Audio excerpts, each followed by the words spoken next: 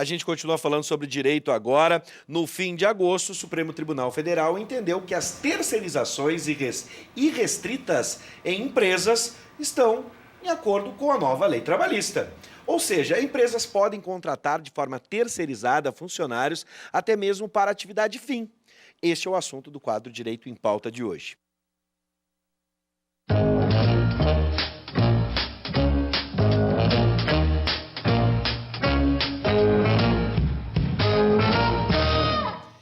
Para falar sobre o impacto dessa decisão, está conosco a advogada trabalhista Renata Gabert e o professor da UBRA e advogado especialista em Direito do Trabalho, professor Felipe Ferraz Merino. Boa noite, sejam bem-vindos. Você acompanha, participa pelo WhatsApp 99588-2374 e a gente começa então entendendo. Primeiro vamos explicar, professor, eu vou começar com o professor. Claro. Professor, hoje, o que é terceirização? O que a gente pode entender por terceirização e atividade fim? Terceirização é quando uma empresa contrata empregados de uma outra empresa terceirizada para prestar os serviços nesta empresa contratante. A empresa terceirizada é uma empresa que simplesmente faz a seleção de pessoal, não é? E faz o pagamento desse pessoal, ou seja, faz a parte de recursos humanos desse pessoal. E recebe uma gratificação, recebe uma comissão por empregado. Ou seja, a empresa terceirizada, ela faz toda a gestão de RH. E na carteira de trabalho, aquele empregado tem assinado na sua carteira contratado pela empresa terceirizada e não pela tomadora do serviço. Ou seja, ele é empregado da empresa terceirizada oficialmente com a sua carteira registrada, mas presta serviço na outra empresa tomadora do serviço. Perfeito. Agora, doutora, a autorização das terceirizações irrestritas era necessária? O que diz a lei? Pois, antigamente não era irrestrito, era para serviços, né, para um determinado segmento. Sim. Com a alteração da legislação 2000, da reforma trabalhista, ampliou. Né? E aí, então, restou para o tribunal se a atividade fim da empresa estaria dentro desta ampliação ou não. Sim. E aí, então, o tribunal entendeu que sim, que poderia ser terceirizado a atividade fim. O que é atividade fim? A atividade fim é aquela atividade principal da empresa tomadora do trabalho. Posso usar um exemplo aqui? Vamos pegar uma escola, tá? Uma escola, um ensino privado. Antigamente é muito comum a gente encontrar grupos que prestavam serviços para a higienização do ambiente, né? Certo. A faxina, por exemplo. Agora, os professores eram professores contratados da escola. Hoje, a gente pode imaginar que esses professores podem ser terceirizados? Sim, podem. Poderão ser terceirizados. Atividade fim é justamente a atividade ao qual a empresa, a instituição exerce. Então, professores numa escola seria uma atividade fim. Não é? E aí nós temos uma questão, porque essa semana nós tivemos um decreto do presidente Temer regulamentando a terceirização, inclusive no serviço público, porque a lei da terceirização não vetou essa terceirização no ente público. É possível. Porém, como o Ministério do Trabalho, o Ministério Público do Trabalho tem alertado, para exercer uma função pública tem que existir concurso público. Pois é. Está previsto na Constituição Federal. Então, essa lei de terceirização não alterou a Constituição Federal, ela simplesmente alterou algo dentro do âmbito da lei, ou seja, permanece a necessidade de concurso público. Porém, com esse decreto do presidente Temer, ele diz especificamente que, neste decreto, atividades típicas da administração pública, cargos da administração pública que sejam de carreira, que tenham poder decisório, não podem ser terceirizados. O decreto regulamenta que somente algumas atividades menos importantes, vamos por assim dizer, atividades de manutenção, limpeza, conservação e algumas outras atividades, que aí vai depender de interpretação, poderiam, em tese, ser terceirizadas dentro do serviço público. Aí eu fiquei que pensando... nunca é especificado, né? Pois então mas aí eu fiquei pensando, por abre exemplo, a discussão. A gente tem pessoas trabalhando, por exemplo, no Poder Executivo, né, que são cargos, os CCs, cargos de comissão. Sim. E eles não são, de certa forma, terceirizados dentro de uma atividade que às vezes nós temos concursados dentro. Estou lembrando aqui da Fundação Piratini, tá? Que passa por esse processo de extinção. E a gente tinha dentro da fundação pessoas que eram concursadas para o trabalho, trabalhar, por exemplo, na TVE, mas que também exerciam cargos, algumas entravam e saíam em determinadas gestões, eram cargos de comissão, CCs. É que existe uma diferença, né? Pela lei, os cargos em comissão dos governos, da administração direta, eles são regidos por estatutos, são estatutários. Não são seletistas esses cargos. Sim. São regidos pela legislação do direito administrativo. E não é uma terceirização, porque é uma contratação direta do ente público que contrata alguém para exercer cargo de confiança previsto na própria lei. Sim. E aí nós temos também a administração indireta, em que existem empregados seletistas e existem também funções criadas por lei diretamente para exercer essa função pública, mas que não é uma terceirização, é uma contratação direta. Por quê? Porque a terceirização é quando você contrata uma empresa de fora para contratar o empregado e esse empregado dessa empresa de fora terceirizada presta o serviço dentro da administração pública. Então essa é a diferença. A relação de emprego não é... O contrato de trabalho não é com aquele que está recebendo o trabalho. Sim. Então, o contrato de trabalho daquele professor não é com aquela escola, é com aquela empresa que terceiriza. Mas ele não pode aí ter a sua empresa, por exemplo? O professor pode. Uma empresa? E isso é uma outra coisa que a legislação permitiu, né? Inclusive, a possibilidade de eu ser uma pessoa jurídica tá? E prestar trabalho exclusivamente para uma única empresa. E se antes isto era reconhecido como relação de trabalho, hoje expressamente está dito que não pode ser reconhecido. É uma coisa meio complicada, para mim é absolutamente inconstitucional. E aí que nós mas vamos entrar no debate. é uma barreira, quer dizer, a legislação determinou que isto pode acontecer e que eu não vou reconhecer que é uma relação de trabalho. E agora emprego, começa né, o debate, tá? Você aí de casa pode participar, 99588-2374. Essa decisão, na visão de cada um, ajuda ou prejudica o trabalhador? O grande objetivo da reforma trabalhista é gerar postos de trabalho. Como vocês enxergam isso? Outros dizem que vai precarizar a situação do trabalhador. Eu acho que, via de regra, sempre precariza. Tá? Porque se a legislação diz, a legislação do terceirizado diz que eu contrato, tá? E que eu tenho que manter igualdade entre aqueles funcionários que eu tenho, quer dizer, se o meu funcionário, o meu professor, recebe vale, recebe alimentação, o terceirizado tem o direito a esses direitos. A questão é, se eu deixo de ter contratado, entende? Eu não tenho equiparação, certo? Então, eu só posso comparar com aquilo que eu tenho. Se eu deixo de ter professores contratados, eu não tenho aquilo que cumpria. E é aí que as coisas, no meu ponto de vista, começam a ficar muito relativizados, porque você começa a deixar de ter uma categoria, né? Porque a categoria se dá dentro de grupos econômicos, então. Como é que nós vamos estabelecer toda essa equiparação? Vai ter um sindicato que vai dizer que o terceirizado nessa ou naquela situação poderá, mas também isso tudo fragilizou porque o sindicato, ele passa a ser às vezes uma figura emprestada, porque eu posso fazer negociação coletiva sem a companhia do sindicato. Bom, quem disse também que eu sou obrigada a fazer a contratação por X horas?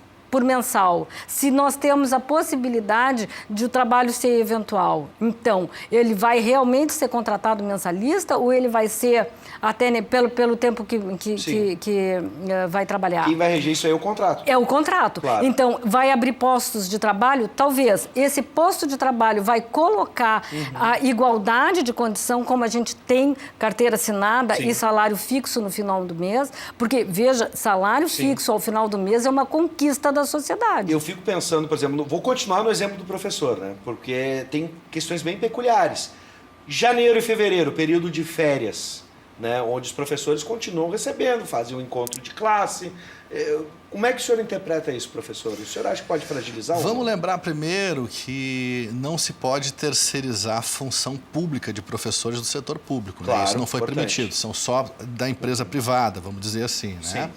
E aí, eu acho cedo ainda para se fazer uma avaliação do que vai acontecer.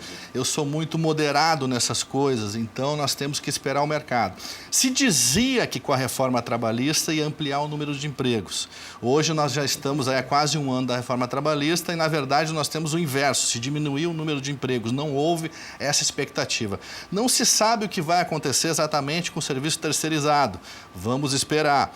Mas uma coisa que já é constatada é que o índice das ações trabalhistas na Justiça do Trabalho de terceirizados é muito maior do que dos outros tipos de contrato, ou seja, as empresas terceirizadas dão mais problema judicial. Com relação à terceirização, a terceirização fala numa contratação de empregados com carteira assinada para prestar empregos, né, os seus empregos, para exercer seus empregos em outra empresa. Carteira assinada com todos os direitos trabalhistas.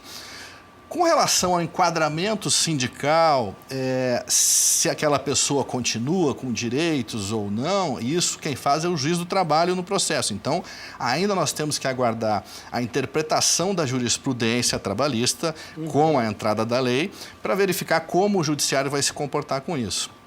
Agora, com relação a esse ponto, que são os PJ, no caso, né? Sim. Que se você abre uma pessoa jurídica e presta serviço, né? É possível isso já existiu mesmo antes da reforma, mesmo antes dessa lei de terceirização, pessoas que criam uma pessoa jurídica para prestar serviço. E aí nós temos dois casos, né? O primeiro caso, aquelas pessoas que efetivamente são pessoas jurídicas, porque têm uma empresa e prestam serviços para um ou para mais empregados.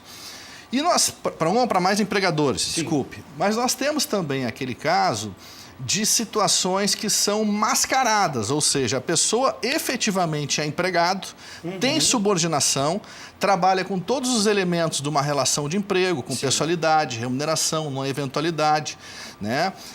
Subordinado todos os dias da semana, exatamente como o empregado, só que ele tem lá um contrato de pessoa jurídica. Isso, pelo princípio da primazia da realidade, pode-se haver, sim, o reconhecimento de uma relação de emprego na forma do artigo 3º da CLT. Essa pessoa pode ser reconhecida como empregado. Embora a reforma trabalhista tenha, num dos seus artigos, citado que a relação de autônomo, a relação de pessoa jurídica, mesmo que preste para um serviço, para um empregador só, não forme vínculo, se nós formos analisar isso na letra da lei, Sim. e já teve uma jornada de estudos no TRT, no qual o judiciário, os desembargadores e juízes se manifestaram por meio dessa jornada de estudos, alguns verbetes, e eles disseram que não há óbice ao reconhecimento da relação de emprego. Ou seja, quando efetivamente essa pessoa presta serviços e não tem subordinação, ele é empresa. Agora, se ele presta serviço e tem subordinação, ele pode sim, mesmo após a reforma trabalhista, buscar o reconhecimento e todos os direitos trabalhistas na Justiça do Trabalho. trazer Só outro que nós, exemplo. então, mas aí a gente tem que considerar Sim. que a reforma trouxe toda uma dificuldade para o acesso ao judiciário. Ou seja, é possível hoje provar que eu tenho um vínculo, mesmo... Porque isso era muito comum no mercado de comunicação, a contratação via nota, a remuneração via nota. Né? Você trabalhava com uma empresa de comunicação e a empresa te remunerava por uma empresa que você tinha criado, é você mesmo, né? Nesse caso. E aí, como é? É possível hoje se refazer contratos? Porque a gente assina um contrato quando é contratado, né, por uma empresa. A gente sai do funcionário e eu crio a minha própria empresa como professor. É possível eu trocar, fazer a migração para esse contrato e garantir alguns direitos do contrato anterior? Isso pode ser negociado? A reforma trabalhista, o que acontece? Todos aqueles direitos que você tinha até a implementação da reforma, que em novembro do ano passado, de 2017, permanecem. A partir de novembro de 2017 para cá, com a reforma, já mudou tudo. E já entra em vigor a reforma. Independente do contrato que você tenha, a lei nova já está valendo.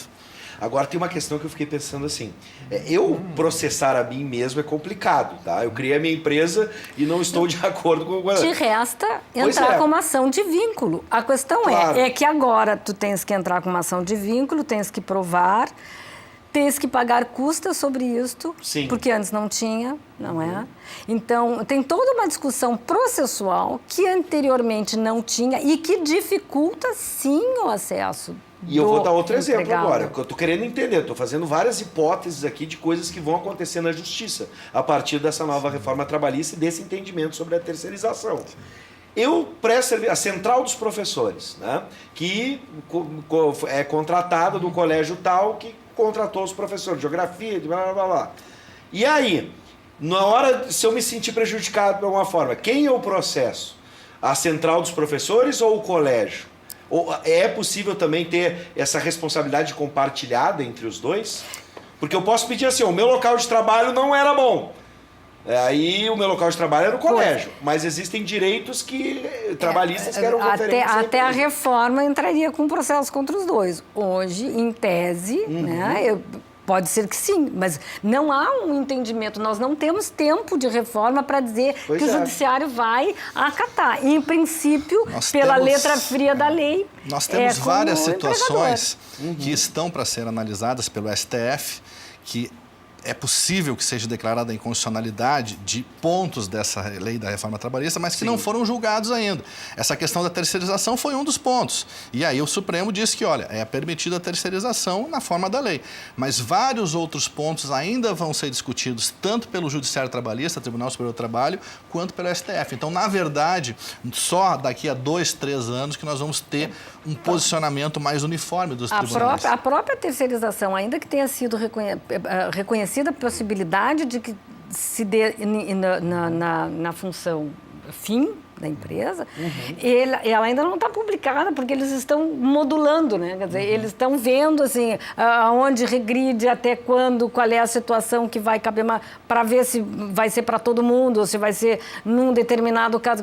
A coisa realmente ainda não está pacificada. Nós não estamos pisando num terreno sólido. Sim, e, bom, a gente pode convergir pelo menos que a partir desse entendimento a coisa ficou mais complicada ainda de se entender?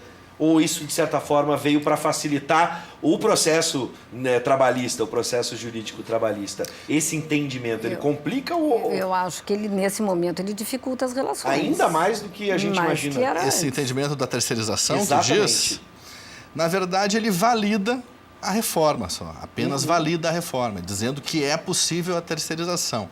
Na minha opinião, nós vamos ter que ver como o mercado se comporta. Não dá para fazer uma previsão ainda do que exatamente vai acontecer. Com a reforma trabalhista, com os outros pontos, existia uma expectativa de que o empregador, né, a proposta, a ideia seria, o empregador vai ter mais flexibilidade, ele vai ter menos despesa, então, consequentemente, vai aumentar o número de empregos. Mas não aconteceu isso. Agora, com a terceirização também, se espera que se tenha mais uma flexibilização para se ter mais emprego. Porque tem empresas terceirizadas que funcionam muito bem e tem pessoas que trabalham bem em empresas terceirizadas. Mas nós temos empresas terceirizadas que também têm problema. Então, na verdade, eu acho que nós temos que esperar para ver como o mercado se comporta nos próximos meses em relação a essa decisão.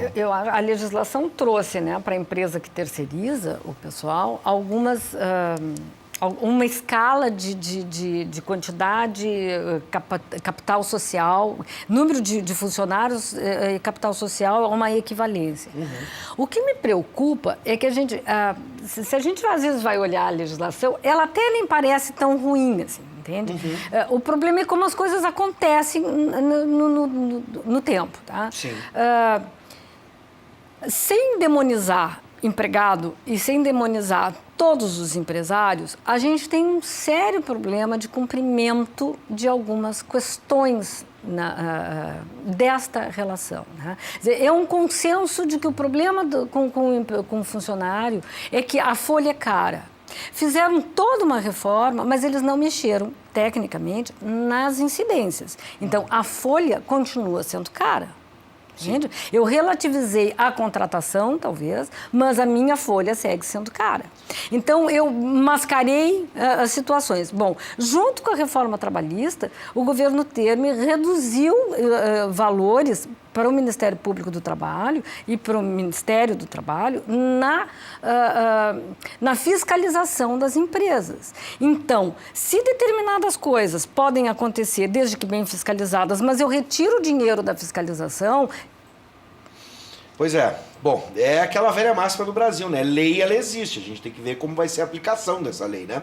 Bom, enfim. E pelo que a gente entendeu, precisamos ter paciência, porque por enquanto tá tudo meio envolviado. Ainda não sabemos. Ainda não sabemos. Uma coisa positiva com a lei da terceirização é que não existia uma previsão legal com relação à responsabilização do tomador de serviço. Sim. Ela era feita só dentro da jurisprudência e se tinha muita discussão.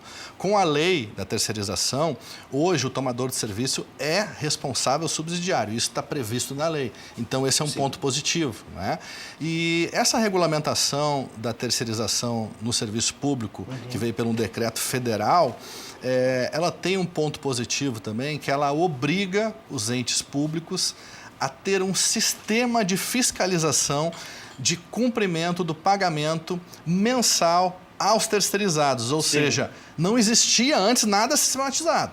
E esse era um problema grande, porque muitos empregados ficavam sem receber e aí isso gerava greve, isso gerava ação trabalhista. Agora, nesse decreto federal, foi uma iniciativa positiva, todo mundo, todos os entes que tiverem que fazer a contratação vão ter que ter um sistema de fiscalização. Bom, mas agora, tinha na licitação. Agora nós vamos ver como o sistema vai funcionar a partir disso. Vamos aguardar. Por enquanto, as explicações foram dadas aqui para o entendimento de cada um. Professor Merino, seja sempre bem-vindo. Obrigado. Doutora Renata, Obrigada. mesma forma, sejam sempre bem-vindos e a gente vai nos encontrar com certeza daqui a um tempo para avaliar o que está acontecendo de efetivo. Eu queria só dar uma última colocação. Por favor, Hoje professor. nós tivemos uma declaração do candidato Eu só preciso que está estourando o a tempo. vice-presidente Sim. do Bolsonaro, o general Mourão. Ele disse que, na opinião dele, uma reforma trabalhista séria deveria tirar encargos, por exemplo, como férias e 13º. E isso é uma coisa que me preocupa, uma nova reforma trabalhista, porque isso pode dar uma consequência negativa. Sim. Por exemplo, se você tira o 13º, que é justamente aquilo que o empregado gasta para comprar no Natal, você vai tirar o giro do comércio. Professor, eu vou lhe dizer uma coisa. Isso preocupou não só o senhor, mas preocupou inclusive o candidato Bolsonaro, que já se manifestou a respeito dessa situação, né? Preocupou a todos, mas enfim. São questões que a gente vai avaliar a partir agora da campanha. Por isso a gente salienta que você sempre tem que estar de olho na campanha e o que os candidatos estão falando, não importa qual. Mais uma vez, obrigado, professor. Doutora Renata.